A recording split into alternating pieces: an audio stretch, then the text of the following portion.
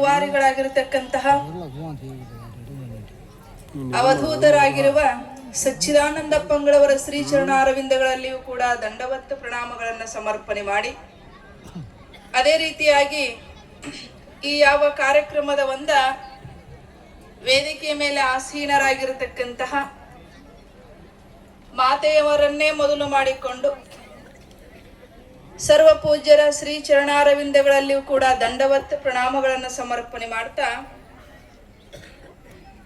ಹಾಗೂ ಮಹಾತ್ಮರ ದರ್ಶನವನ್ನ ಪಡೆದುಕೊಂಡ ಅವರ ಆಶೀರ್ವಚನವನ್ನ ಕೇಳಿ ಪುನೀತರಾಗಲಿಕ್ಕೆ ಬಂದಿರತಕ್ಕಂಥ ತಮ್ಮೆಲ್ಲರಿಗೂ ಕೂಡ ಶರಣಾರ್ಥಿಗಳು.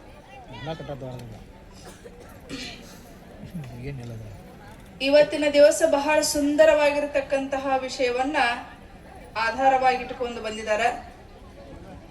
ಅದ್ಯಾವುದು ಅಂತ ಕೇಳಿದ್ರೆ, ಜಗನ್ಮಾತೆ ದೇವಿ ಮಹಾತ್ಮೆಯಲ್ಲಿ ಬರತಕ್ಕಂತಹ 9ನೇ ಅಧ್ಯಾಯದೊಳಗ 12ನೇ ನುಡಿಯನ್ನ ಇಟ್ಕೊಂಡು ಬಂದಿದ್ದಾರೆ.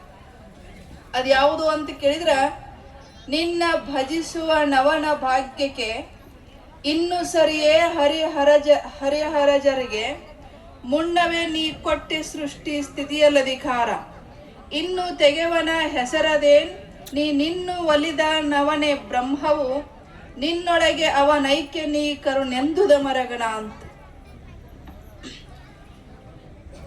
ಪ್ರತಿಯೊಬ್ಬ ಮನುಷ್ಯನು ಏನು ಮಾಡ್ಬೇಕಂತಂದ್ರ ಅವನ ಬದುಕಿನಲ್ಲಿ